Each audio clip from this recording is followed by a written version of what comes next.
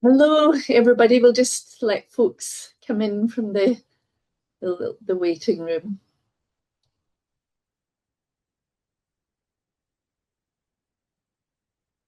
Give a wee second.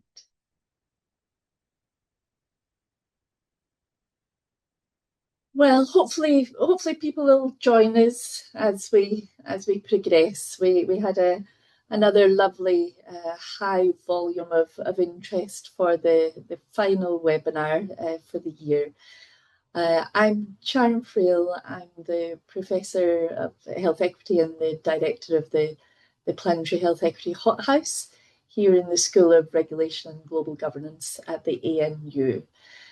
Before I introduce my colleagues, I want to acknowledge that we are coming to you from the unceded lands of the Ngunnawal and Ngambri people here in Canberra, and pay my respects to elders past and present, and any Indigenous colleagues who are joining us online, and acknowledging that various people from across the country are joining us from also those unceded lands of many nations, many Aboriginal and Torres Strait Islander nations across Australia.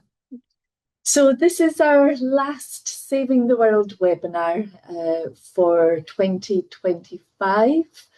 It's been an incredible year, and I'm delighted to be joined by the two Laureate Research Fellows, Dr. Nick Frank and Dr. Desh Gadgeril. We're going to sort of reflect on the year, reflect on what we've heard over the year from the webinars, and then share some of the work from the hothouse that hopefully helps us to address some of these big challenges that we have. As you know, in the hothouse, we're very concerned about what we term the global consumptogenic system, this system of institutions, of policies, of commercial activities, of societal norms that are really incentivizing and rewarding the excessive extraction, production, and consumption of fossil fuels, goods, and services, which, of course, are destroying the planet and are very bad for human health and well-being, and are very unequally distributed. So this confluence of what we focus on, this confluence of climate change, of inequality and health.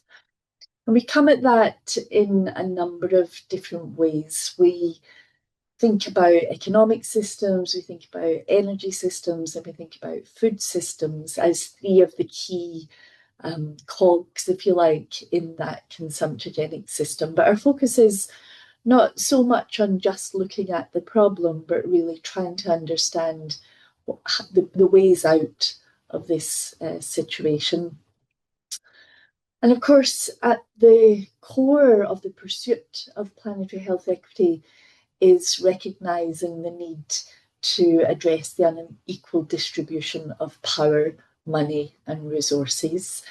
And a big question is, how do the different dimensions of power enable or constrain action, either through, or particularly through, progressive policy action to address that consumptogenic system.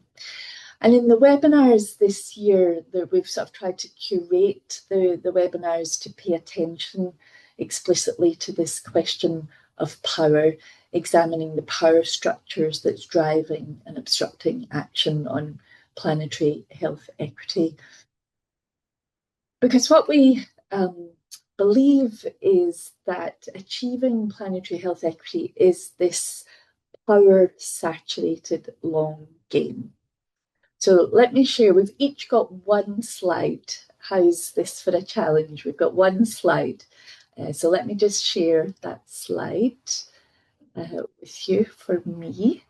And let me check that you're going to get the slideshow. So power is everywhere. Power is always present. Sometimes it's visible, sometimes it's not. It's used sometimes in a very manipulative way. Other times it's very collaborative and empowering. And I think a useful analytical way of thinking about power is to think about it as the relations. So it's very relational, of course, relations between people as individuals and as collectives, and the systems and structures in which people live, work, operate, etc. So fundamentally, what we're talking about is this interplay between structure and agency, and I would put ideas in the mix there as well.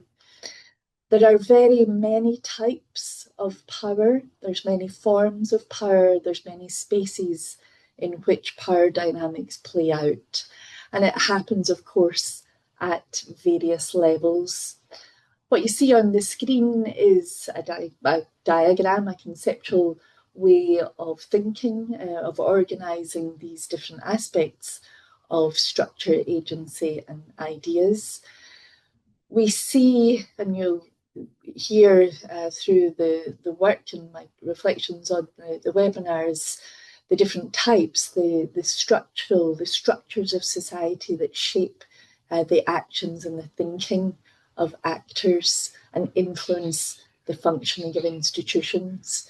You'll hear about the creation of the rules, the institutional rules of the game and the decision-making procedures that shape thinking and action. We've got, of course, economic power, that incredible, the material resource, the money, that is very influential in shaping the thinking and action of other actors and influencing the functions of institutions. Discursive power, you'll hear about this as well, particularly from Desh, the ideational power that's wielded by actors to shape the thinking and actions of others, using language to conceptualize, to frame, and therefore to define the understanding of an issue. Moral power is also very important, wielded by different actors to shape principles that others believe to be right or wrong. And then, of course, that influences the actions that follows. There's all sorts of expert power at play all the time, different types of expertise, legitimizing different types of knowledge and influencing what people understand to be factually true or incorrect. And then, of course, network power, when actors use their personal relationships with others to shape thinking and action. And sometimes these different interests, these different actors can be seen in public spaces or in formal decision-making arenas. That's visible. By controlling the processes, and particularly the policy processes from the backstage, powerful actors create barriers to participation, resulting in some actors not even getting into the room and being excluded from those decision-making tables that keep certain issues off the agenda, therefore. And then invisible power, which I think is one of the most insidious types of power, is this internalization of dominant ideologies, of worldviews, of norms, of values, that people unconsciously, we just don't even know that it's controlling our way of thinking and our behaviour. Spaces are really important, different arenas where decisions get made. Sometimes it's behind closed doors, sometimes we're invited in. Think about stakeholder consultative forums, and sometimes particularly civil society, but not exclusively, where actors claim a space, create a new space to have a discussion. So we heard the role of different forms of power, different dynamics of power, different types of power.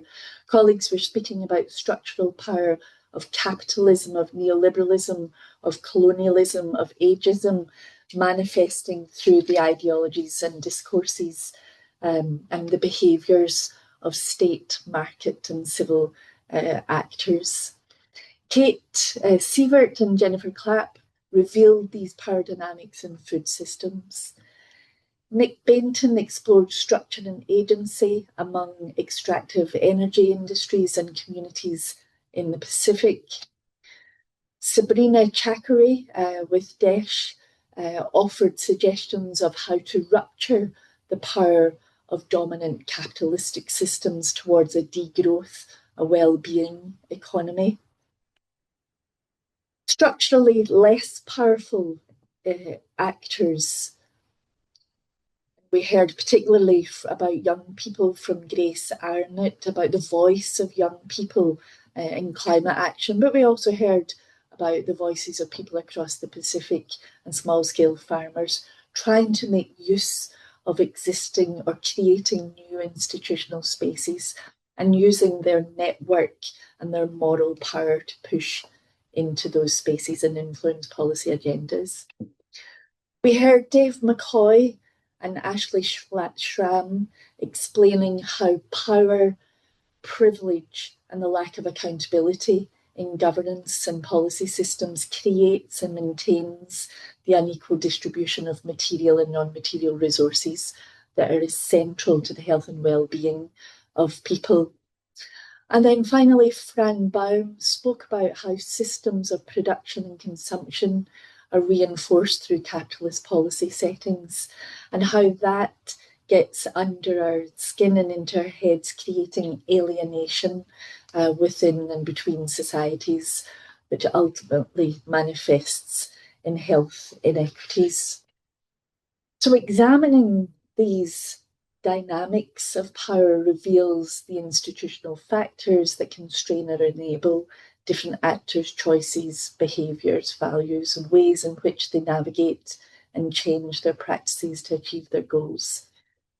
And what I think an explicit lens of power that we've seen over the webinars for the year really enables is the possibilities for different actors, for progressive movements, giving insights into where to target and ways of working effectively to bring about the sorts of public support and the political support for the sorts of ambitious policy and action that is needed.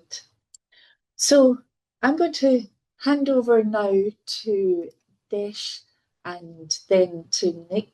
Desh is going to tease out some of these aspects of power, really trying to think about how paradigm shifts happen, because of course fundamentally what we're arguing is a paradigm, and particularly a policy paradigm shift, is essential to get away from these harmful policy settings towards ones that are much more oriented to elevate planetary health equity goals. And Desh has been doing a lot of thinking and work around exactly that. And then Nick is going to finish with hope of, well, no, he probably won't, but what might be possible in a policy environment, particularly when it comes to the just energy transition. So Desh, I'll hand over to you. Thanks, Sharon. So yeah, we've done some research on policy paradigm shifts with the idea that incremental change and incremental policy change just hasn't been enough when it comes to things like climate change, when it comes to what has now been termed inequality emergency as well.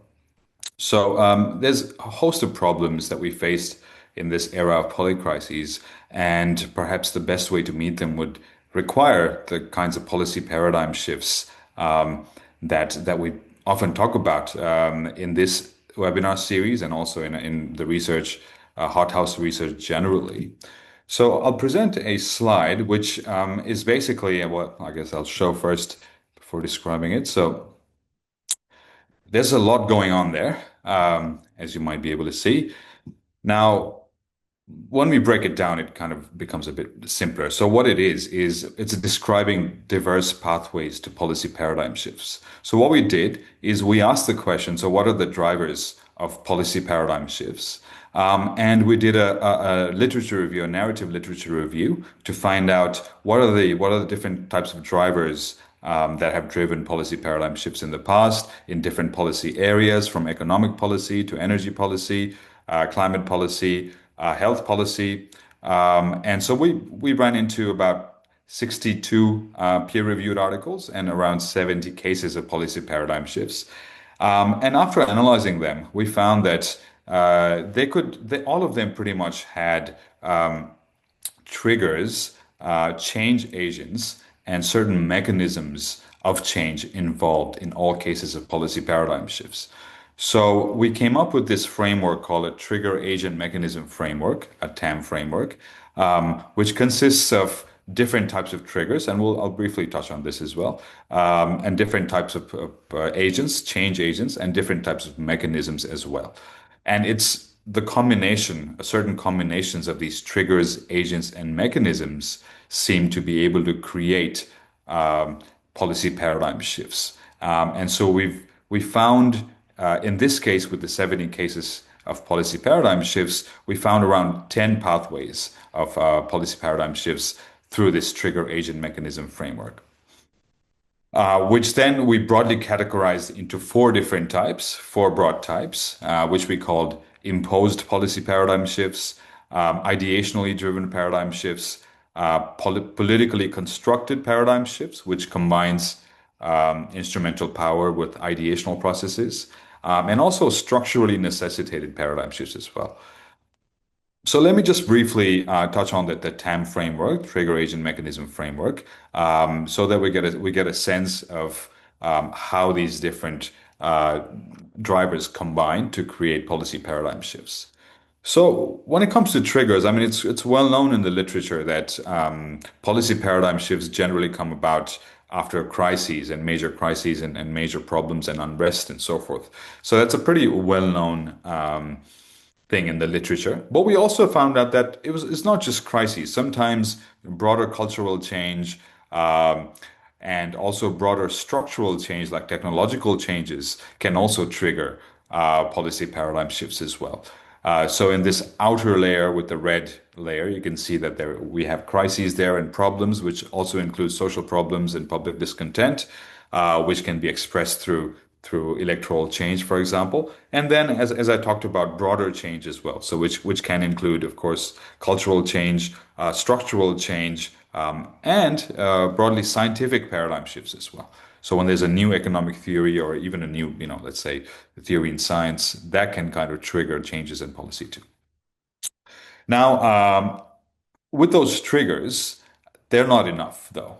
You always need change agents to drive the change. And often we see that those change agents can be international institutions, like the EU itself, UN, IMF, etc., which can drive progressive or more conservative kind of changes. We can, of course, see changes from within the state as well. So from policy entrepreneurs, as they're called, which can be politicians or bureaucrats. Then we can often see changes being pushed by non-state policy communities. So that includes experts like academics, and also interest groups, think tanks and NGOs. And generally, this is not very common, but often it can also come from the public more broadly, which includes kind of activists from kind of outside the state or outside the policy process, who basically combine with the media, and media aids in that process as well. So there's these different agents, change agents involved. As far as mechanisms are concerned, we found in our research, and the policy paradigm literature and the policy change in literature has also been talking quite a lot about ideational processes of paradigm change, policy paradigm change, and power-based processes of policy paradigm change as well. So when it comes to ideational processes, we found that social learning, which is basically after a crisis, you find out that policy is not working. There's too many anomalies in the existing paradigm, and that brings about change. Then there's also framing or reframing, which is basically taking the same issue. So, for example, seeing a forest not as an economic opportunity, but rather as an ecosystem, as a natural ecosystem with its own different kinds of values. So there have been policy paradigm changes that have come about through reframing of the same thing as well. Then there's also persuasion, and experts are generally involved in these kinds of ideational processes of change, where experts bring about their evidence. So tobacco and tobacco control, smoking control is an example there, where experts over a long period of time gathered evidence, and ultimately the evidence was too strong. There's also not just evidence-based, but argument-based mechanisms as well, where the solution is so good, it's so convincing, and it solves multiple problems at once. So, for example, solving energy security problems and climate change problems at once leads to policy paradigm changes that happen in the UK as well. So there's these tackling multiple problems at once kind of persuasion at work as well, that can also be a mechanism. As far as power-based mechanisms are concerned, we can have international instrumental power. So when the IMF imposes conditionality on developing economies with their bailouts, loan bailouts, and so forth, that's an exercise of a form of instrumental power over those countries, and it kind of forces them to change their way. So often, the Washington Consensus structural adjustment programs that as we know, forced a lot of policy paradigm change on those countries. There's also electoral strategies, of course. So when political parties win elections through whatever means, they can bring about policy paradigm change. Now, that's not surprising. However, what is interesting also is that sometimes in different kind of electoral systems, you can have coalitions who come in and maybe they get 5% of the vote, but because they have a balance of power, they can impose their issue, fight for this big issue that they went to the election with, for example, and impose that using the power, the coalitional negotiation power, bring that policy paradigm changes in that way as well.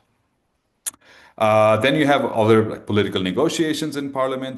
Those are quite common. Then there's also what we call bureaucratic change of hands. So sometimes some policies change hands from one department to another. So let's say when something like tobacco goes from an economic department to the health department, there's just a different way of thinking about it, and there's a policy paradigm change that happens in that area. Then we also have a general mechanism of issue salience change. So when an issue that generally the public hasn't heard of is brought out into the media and into the public, that can bring in new stakeholders and change the power dynamics, and that can bring about change, a paradigm change in that way as well. So we saw many different types of mechanisms and combinations that bring about policy paradigm change processes. And we try to categorize these combinations of triggers, agents, and mechanisms. And so we have four broad types, which, as I've mentioned already, imposed, ideationally driven, structurally necessitated, and politically constructed. And within those different broad types, we use the TAM framework to identify 10 different pathways to policy paradigm shifts, and that involve the different triggers, agents, and mechanisms. So I'll probably just stop there because that's probably a lot to digest. But of course, if you have questions about any of this, please feel free to ask during the Q&A. Brilliant. And Thanks, Desh.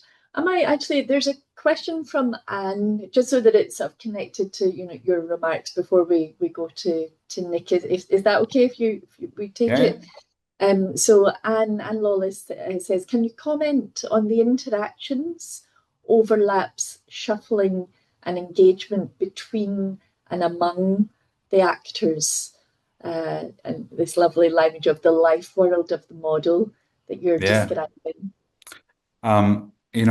Policy paradigm shifts are very complex social processes, and of course, often many different actors, many different problems, many different processes tend to be involved. In the research that we did and the paper that we wrote, we try to focus on the central triggers, the central policy actors or the central change agents, and the central mechanism. So these are the proximate mechanisms because there are, these are complex processes and there are many, many different moving parts and elements. However, you can often separate the central or the key processes and the key actors and the key triggers among them, and that's what we try to do.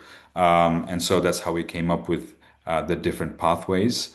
And so it's the combination of those central elements that we trigger, central triggers, central agents, and central mechanisms that gave us those pathways.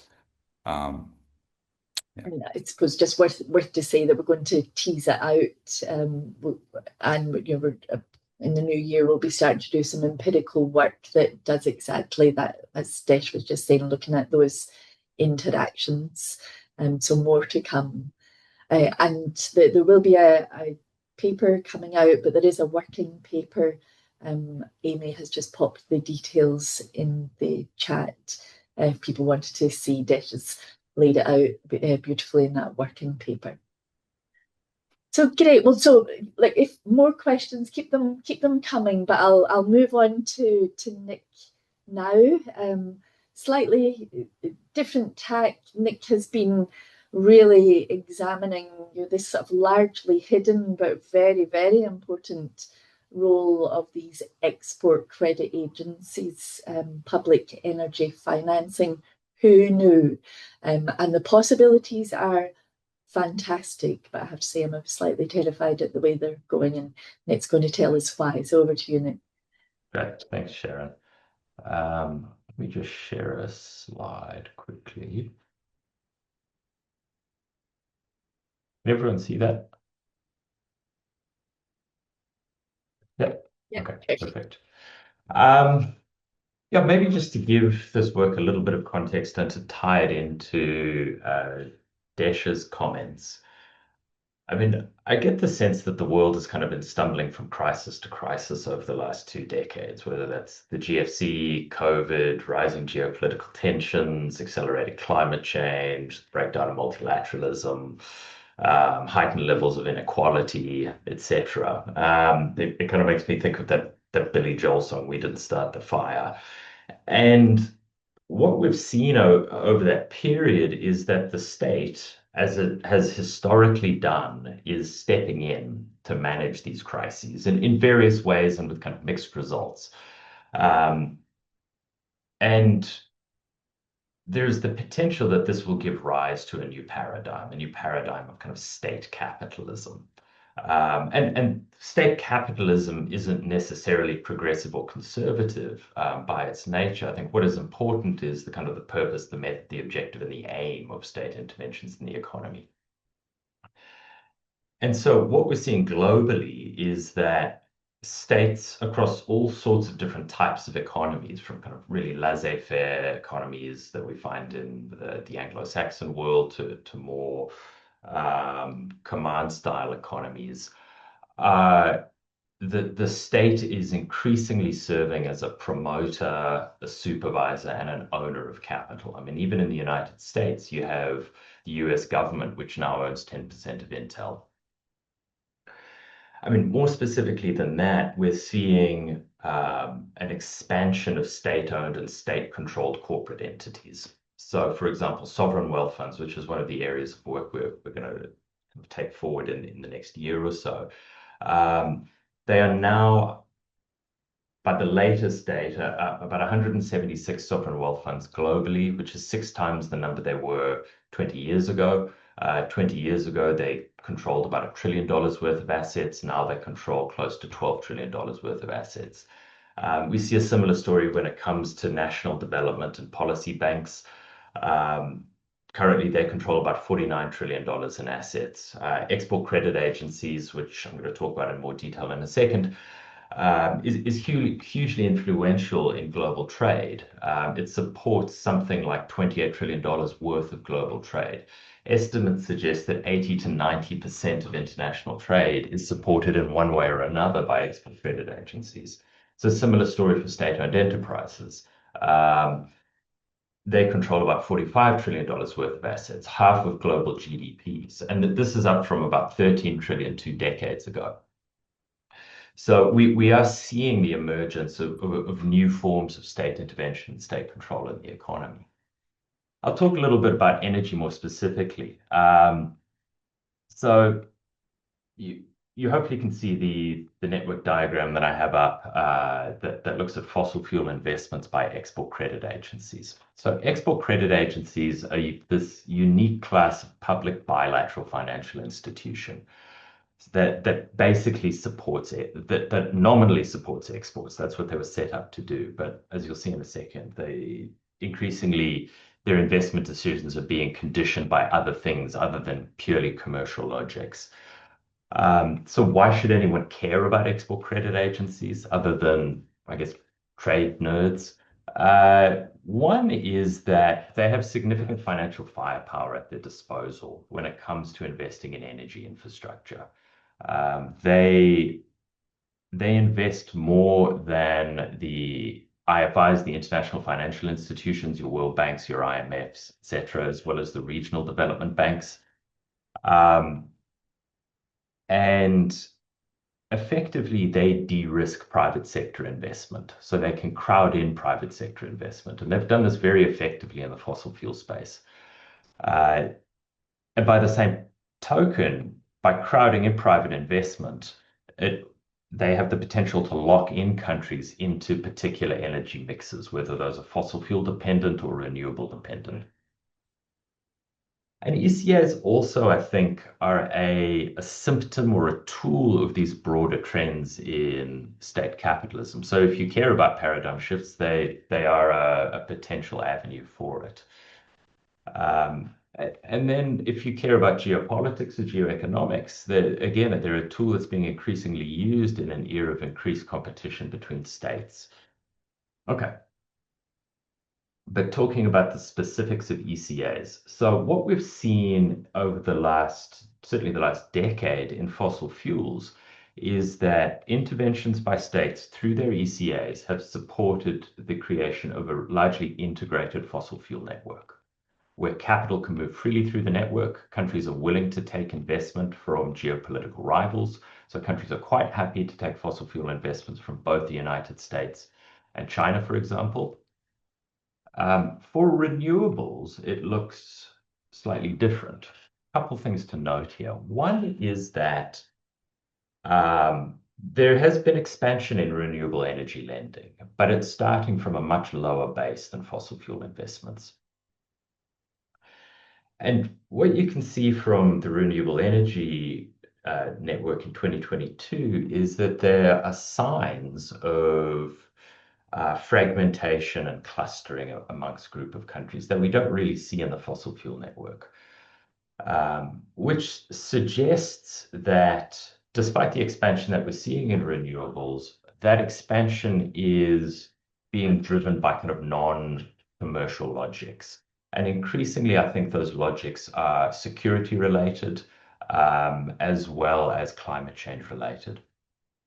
So in a paper that I think we've got a working paper out. We look at some of the determinants of investment decision making across fossil fuels and renewables. And what we find is that particularly for renewables, things like whether or not countries are security partners matter for whether or not they receive renewable energy financing.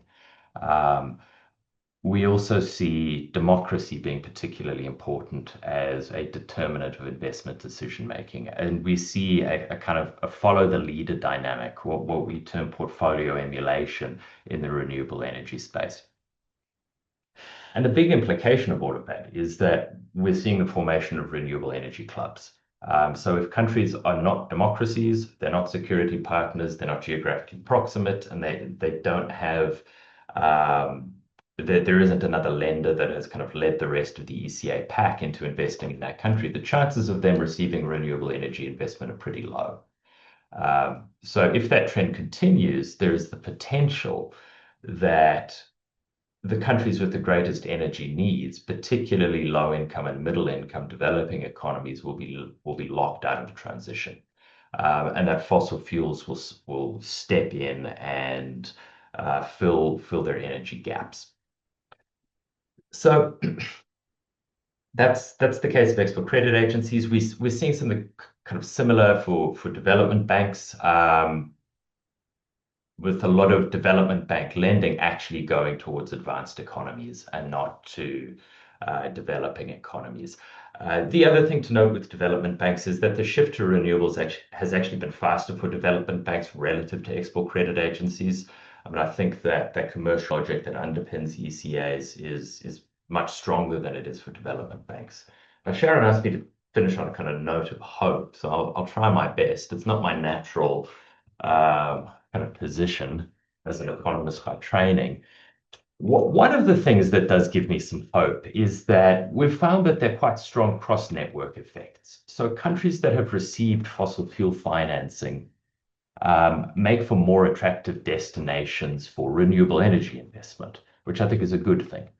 And by the same token, countries that have received significant renewable energy investment make for less attractive destinations for fossil fuel investment. So basically, the more renewable energy investment we can pump into economies, the less likely it becomes that they will accept new fossil fuel investments. So this puts them on a much more sustainable kind of energy path. Returning to the broader point, I think about state capitalism and paradigm shifts. As control over capital returns to the state, which is not unproblematic per se, it does mean that certainly for democracies, that control over capital is returning to people and to democratic processes. So there's the potential for increased democratic influence over the promotion, the supervision, and the ownership of capital, which is very different to the kind of neoliberal model where there isn't democratic control over those things at all. And the other thing that actually gives me a little bit of hope in the kind of context of geopolitical rivalries is that there is potential for a green arms race. As states increasingly intervene in their economies, particularly in the energy sector, there is the potential for the overproduction or the overinvestment in renewables. We will get prices wrong, which will result in an oversupply, which in turn has the potential to accelerate our ability to combat climate change. So I think I've probably said enough, and I'll leave it there. Great, thanks, Nick. So, colleagues, thoughts, questions? We're going to just sort of open up for any specific thoughts or questions to Desh or Nick or myself, or just we have a more general opportunity for a more general discussion. What we'd hope to do with this session was really position it in the context of power and what we've been speaking about over the course of the year, noting therefore the inequities in power, the asymmetries in power within this global consumptogenic system, teasing out some of the different ways in which paradigm shifts and policy paradigm shifts do or could happen. And then with that illustration in the example of energy and the energy transition, where there are some glimmers of possibility within an area like energy, such a contested area like energy. So we're going to keep what on earth does all of this have to do with planetary health equity? So remember, climate change, inequality, key to human health and planetary health. So these are the kind of the root drivers, causes of planetary health inequity, which I would argue we have to do something about. Otherwise, we're just fiddling at the edges. So thoughts, questions, comments. Peter, I just see you've popped something in the chat. Interested, Nick, in what you mean by democracy and how democracy is important in the non-commercial logic for decisions. And is democracy free from commercial influence and power? And obviously, Pete really studies democracy, so be great to get a discussion about democracy. Yeah, it's a great question. I'll probably start the end of the question. No, I don't think democracy is free from commercial influence and power, not at all. And that goes to a lot of the work that Sharon and Desh have done. Um, the point I was simply trying to make is that the opportunity we have is relates to the fact that more capital seems to be falling under the control of the state in a way that it hasn't over the last 20 years. So this gives us an opportunity to deploy that capital in ways that the market might not deploy it. So, commercial logics may not be the overriding factor that determine how we invest in the energy sector or in various other places. But that will all be contingent on how democratic processes actually unfold. It's just that we have a bigger pile of cash that we can now play with relative to 20 or 30 years ago. Yeah. Yeah, imagine, Peter, if some of the democracy discussions, the democracy movements were really also engaging in exactly these sorts of areas of, here's this public money that could be used for real good. Uh, Rog S, I see your hand. Do you want to come off mute and turn your camera on? Be great Oh to chat. yeah, no camera sensible at the moment. Can you hear me okay? Yeah, I hear you perfectly. That's great. Cool, cool. I was just messing with my microphone. Right. Oh, cool. I didn't expect to be jumped in so quick. So yeah, thanks. I was just reflecting on that the diagram about power at the start. Um, Maybe I'll just focus on maybe the main thing that obviously unequal unequal distribution of power, all things being unequal leads to unequal outcomes. So the obvious thing is to I'm just stating the obvious to to step on from to that we need to generate more equal power as much as possible. And so for me, so this stuff about democracy, our democracies are very limited. They've been designed to be limited forever. Um, and it's not just a matter of experts making submissions and the rationality, of the discourse coming through to decision makers that we need social movements, I guess. And that I guess this is sort of an expert forum. So how do experts relate to social movements? Um, and just an example of a social movement I was thinking of was the MST in Brazil, Landless Workers Movement, that focuses on grassroots food sovereignty, and that they work in that Paulo Freirean kind of way of popular education, popular organization, to generating collective interests and having real outcomes. As an example of, I think the kind of movements we need everywhere in all kind of dimensions in alliances to really get anywhere decent. Um, so I don't know, comments on that maybe. Is that enough to go on with? Yeah. Yeah, that's brilliant, Rob. And yeah, I mean, couldn't agree more. As part of that sort of triangle of the different types of actors that were at the centre of that framework. We've got the state, the civil, and market.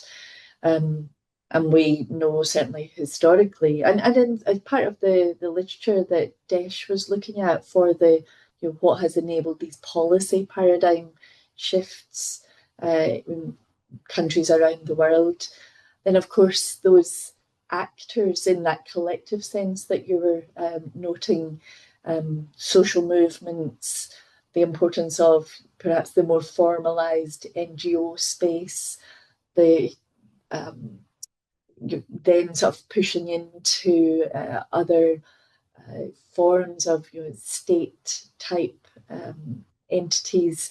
I think history tells us we need all of that. It's just absolutely not enough without.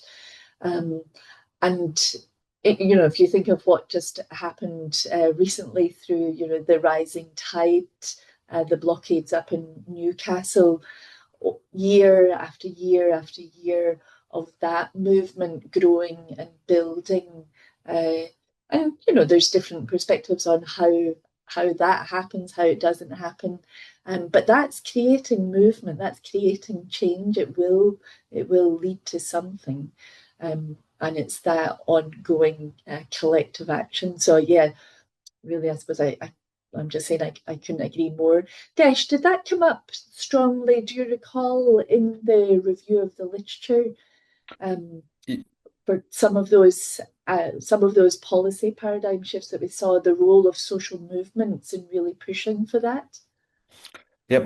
What I noticed is that, what I do have to say first is when we were looking at policy paradigm change, that didn't, of course, include all kinds of radical policy shifts or radical change as well. There is a kind of a separate literature on what is called critical junctures, or in the political science, and that kind of deals with more government change.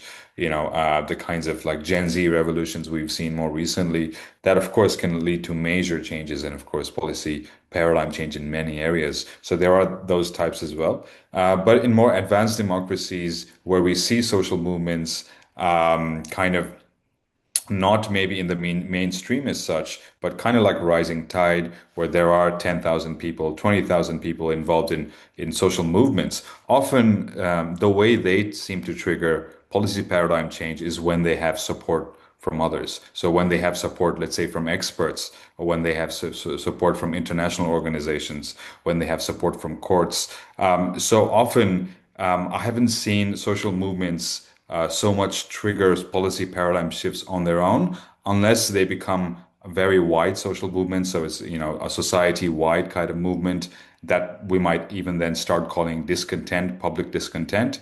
Um, but with kind of more narrower social movements, what I've seen is they do require a lot of support, and from people like us, like experts, and from international organizations and others, that they can come together and bring about change. Usually through the ideational process is what I've noticed. Yeah. And I suppose what it's talking to as well is Anne's comment of these are living, complex system. Change happens through complex systems, and it's the interactions that are, and the layering and the sequencing that, yeah, we'll tease that out in the research next year. Um, Also, just a comment from Anne in the chat, talking about the knitting nanas who are amazing, in Sydney and all over the country.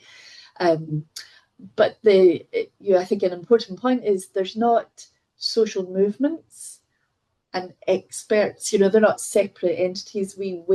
People wear multiple hats, and it's that collective whatever that helps push. So the role of experts, I think we have to think about a different language for expert power, but that type of contribution alongside the role of social movements, alongside all of that sort of discursive work, the imagery. I mean, the knitting nanas do imagery beautifully. What's not to love about a group of nanas with their knitting needles and saying, save the future for our grandchildren. It's really, but of course that's all very strategically done. That's not just happenstance. It's excellent. I just wanted to quickly jump in as well, Sharon. I forgot to mention that with social movements, one thing that you do see with social movements quite a lot is that they bring about the kind of cultural change that I was talking about, that then later acts on as a trigger. So, a lot of the social movements around same-sex marriage and a lot of the LGBTQI plus rights that we've seen recently, that have been successful in bringing about radical, unexpected change in through the conservative government in Germany, for example, more recently as well. So there have been.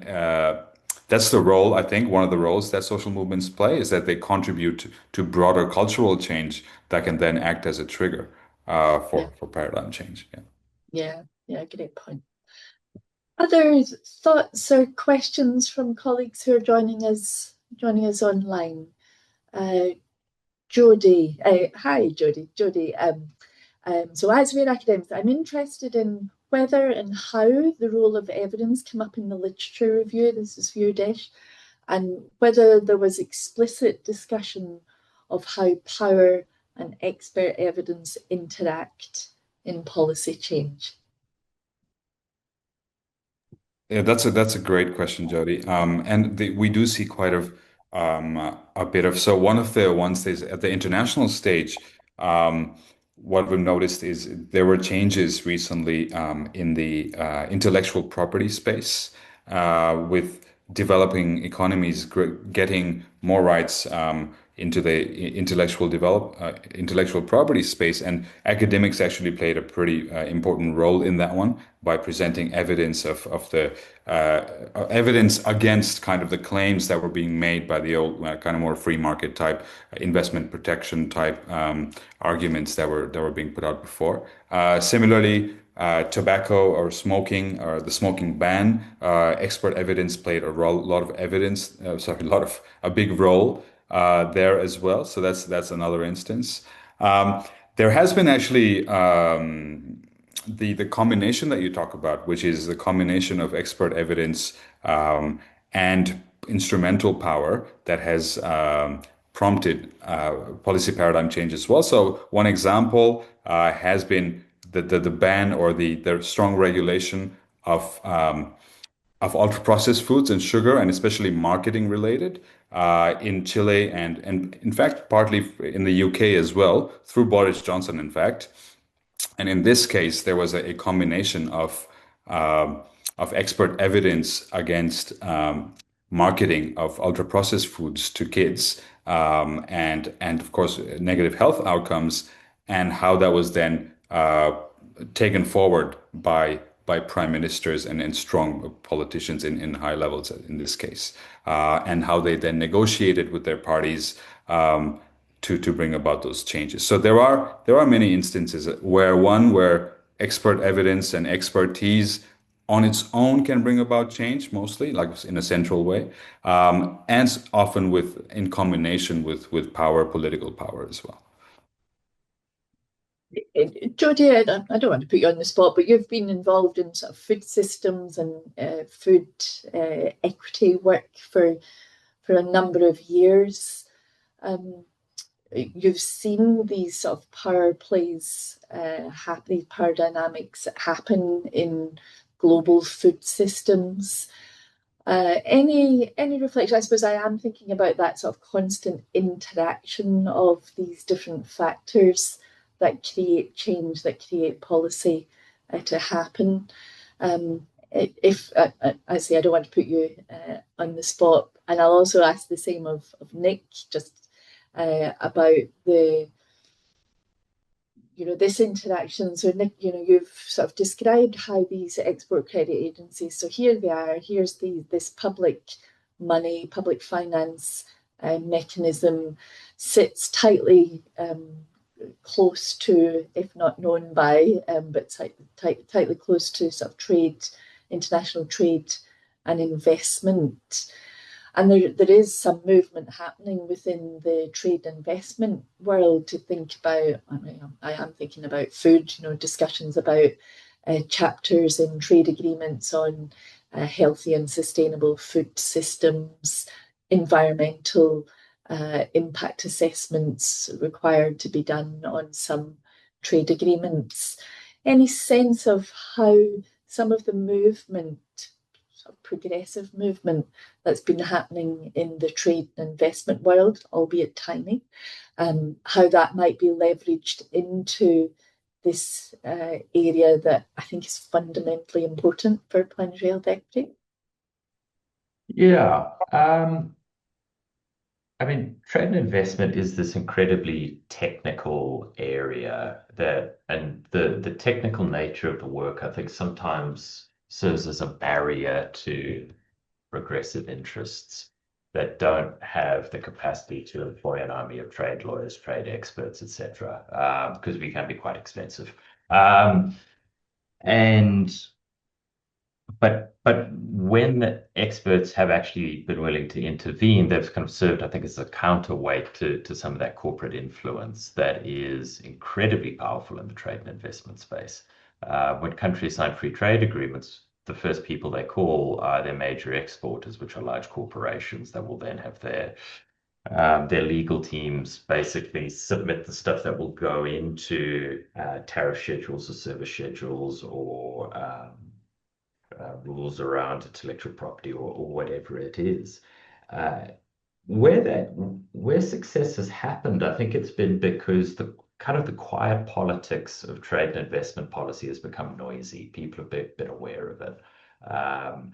And I mean, just thinking about the energy space, uh, I don't think we're going to see significant changes in what goes on in ECAs or national development banks or sovereign wealth funds or state-owned enterprises for that matter, unless there is more engagement by social movements in the public in those areas. And I think really the only way that engagement is going to come is if experts are helping them kind of pierce the barrier that we see in those spaces.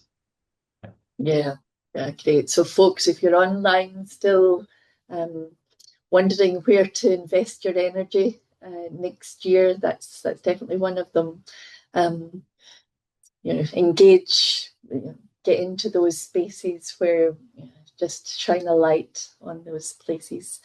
Jodie, what was on your mind was the project you have at the Food Equity Centre, which is an amazing centre, looking at the use of different forms of evidence in the G20 Alliance Against Hunger and Poverty, trying to think through how power plays out there. Oh, great. So you're saying it's going to be useful. Great.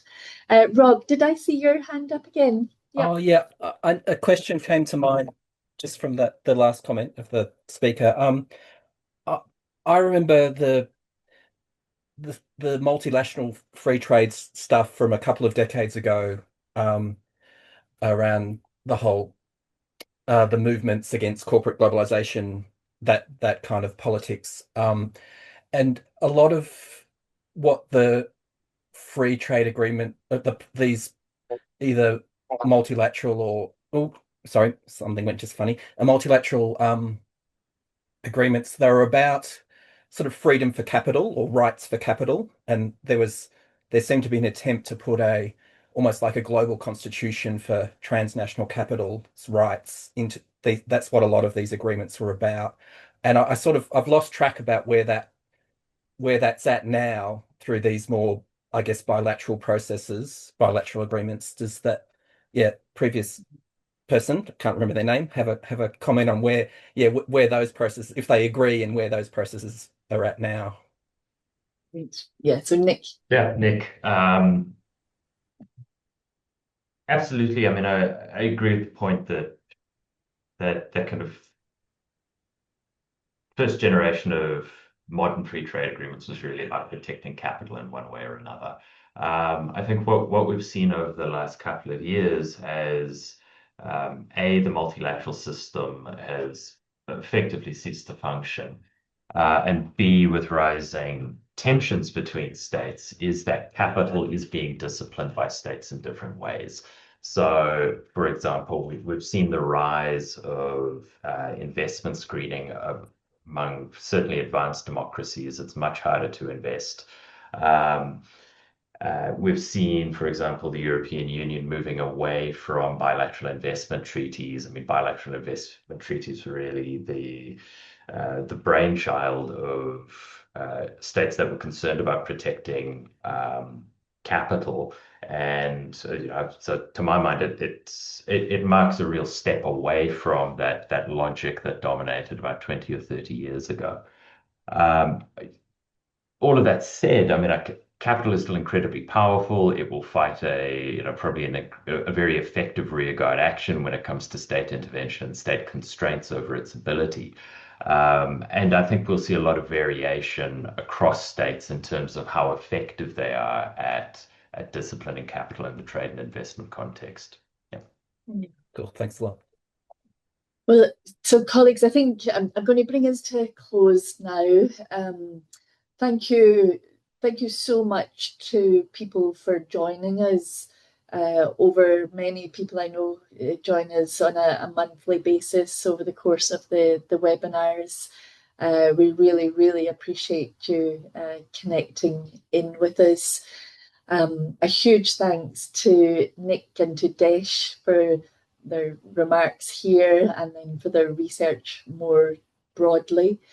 And I also must thank Dr. Amy Carrad. Amy makes this happen, and yeah, just does it so beautifully, and yeah, runs us so well. So thank you so much. Please join us in 2026. We'll kick off in February of next year. I wish you all a very relaxing, peaceful end of the year. And yeah, huge thanks to your ongoing engagement with us. Much more to do in 2026.